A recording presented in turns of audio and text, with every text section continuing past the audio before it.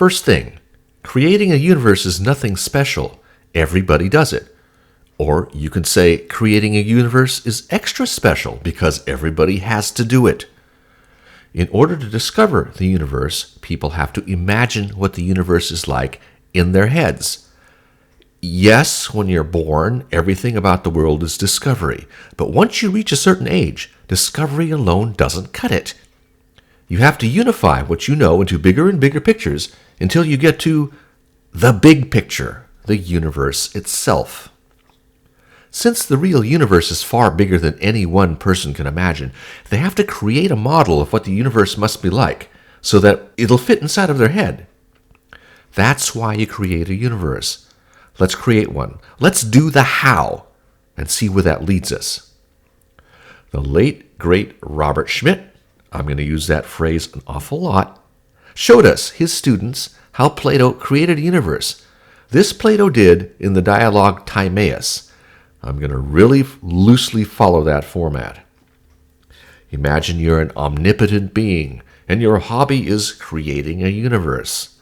This universe is meant to be an ideal animal.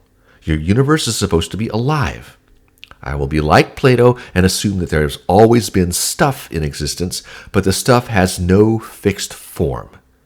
This is not a universe like that of the Bible, where the Lord speaks and creates something out of nothing. You're the omnipotent dude, and where you are is full of stuff. Think of the stuff as a bunch of marbles. What can you do with these marbles? You can do this. 1, you can seek out the marbles. 2, some of the marbles will come to you. Once within your grasp, you can 3, gather them. 4, combine them. 5, select them. 6, distribute them. Or 7, arrange them. That seems simple enough, doesn't it? Hard to get more basic than that. But in those 7 acts, we have defined the axioms of Taoism. Steps 1 and 2 are yang and yin. Steps 3 through 7 are water, wood, fire, earth, and metal. If you're a philosophy student or a philosophical sort by nature, you should be getting pretty excited. Once you have even yin-yang to deal with, you can construct, deconstruct, and reconstruct the entire world before you. If you don't believe me, ask a philosophy student. The 5 elements of water through metal are the constructed steps just beyond yin and yang themselves. With yin-yang and the 5 elements, there is nothing you cannot see or describe. It isn't the only way to see or describe the world. Plato would have something to say about that.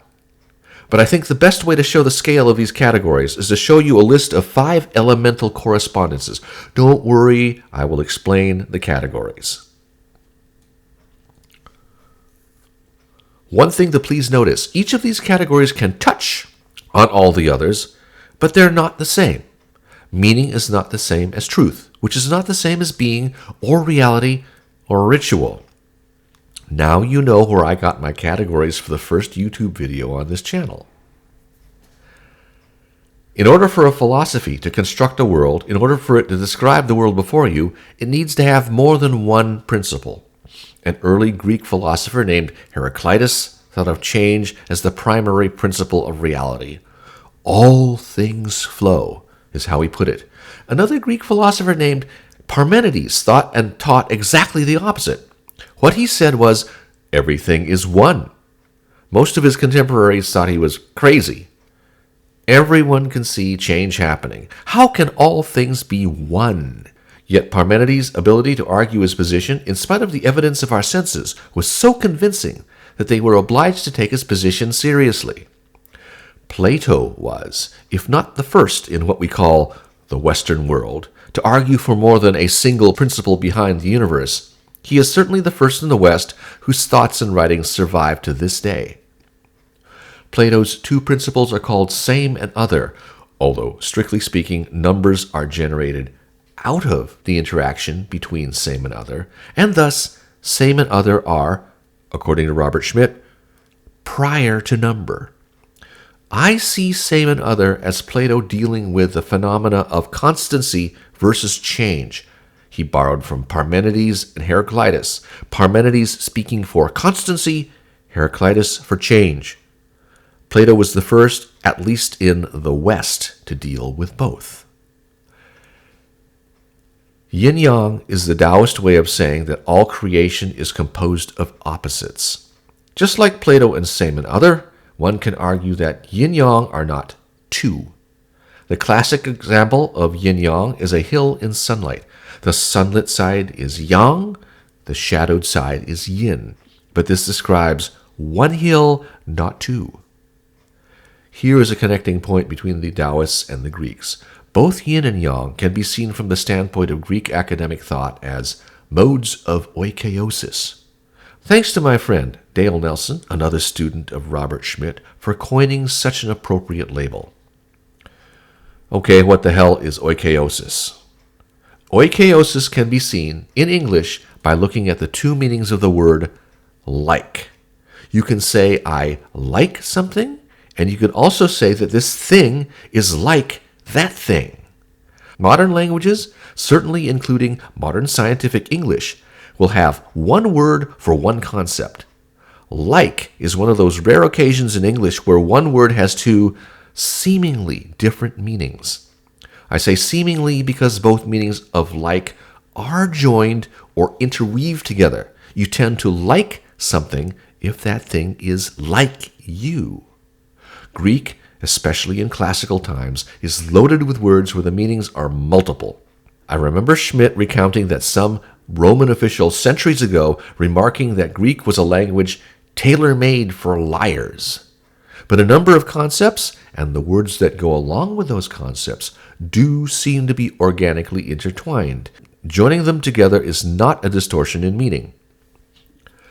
Just as like and like have two distinct meanings that are nevertheless joined, oikeiosis shares with English the two joined meanings of like. Oikeiosis can mean that you are like something in that you come to resemble what you behold. And like can also mean bringing something into your own household, another way of saying that you like what you are bringing in. Resembling what you behold is yin. Bringing into your household is yang. Opposites create change. Yin-yang then creates, according to Taoism, everything that exists. Cutting quickly to the five elements, it's the Taoist understanding that all change takes place in cycles. If you're seeing a change happening in what you think is a straight line, it's because you haven't backed up enough, in distance or in time. Essentially, all change ends where it begins. All change takes place in cycles that have neither beginnings or endings. The five elements are meaningful identification places in any cycle of change. These elements or phases or places have been given poetic names, not only to make them more delightful to the imagination, but to show how they interact.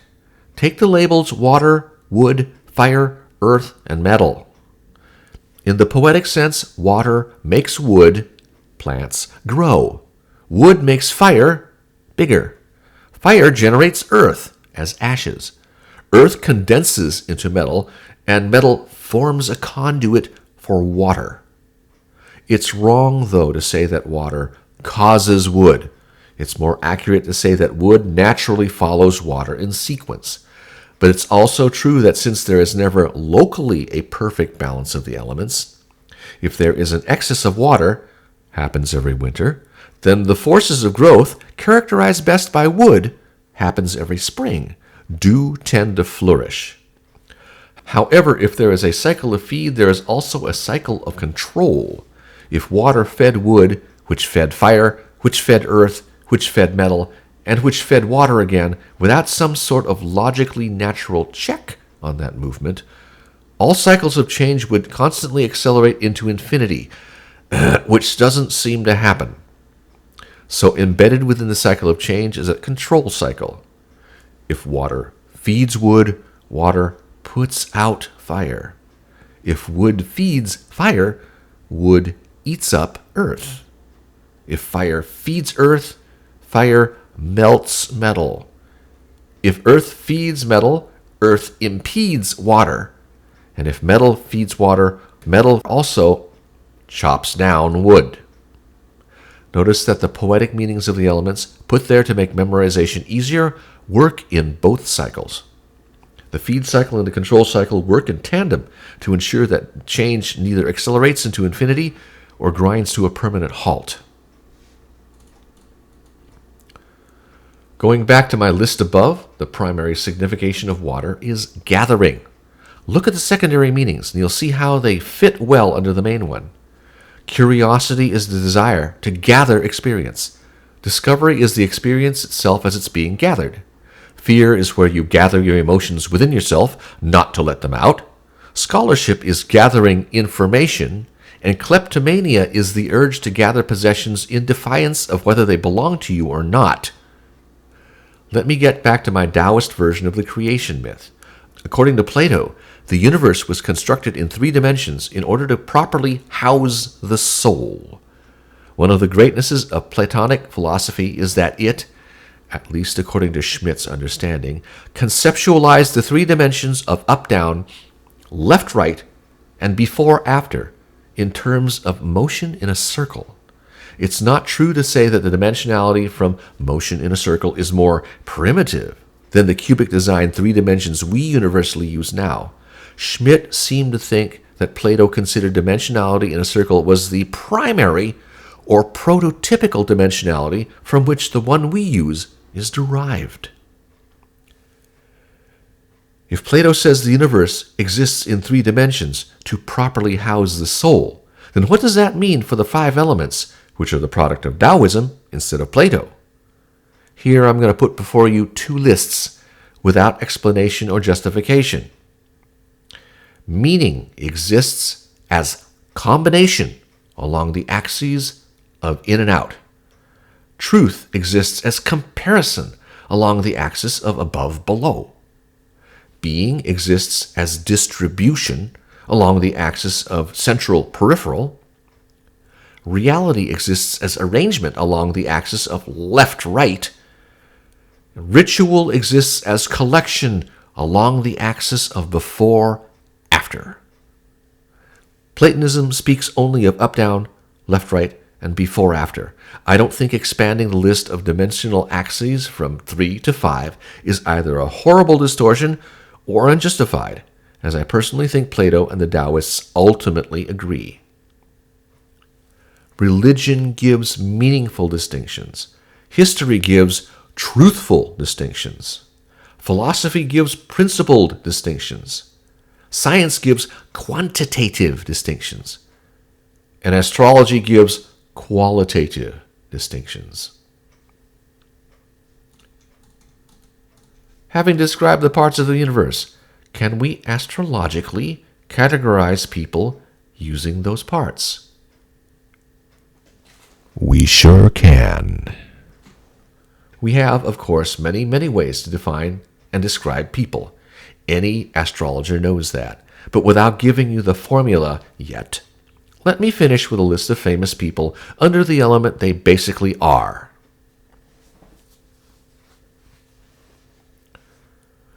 Just as the universe can be divided into yin-yang and the 5 elements, so can people. This is the very beginnings of the Taoist Chinese astrology. I'm giving you those tasty pieces so that when I put a 4 pillars Chinese chart in front of you, you can see what the chart is telling you.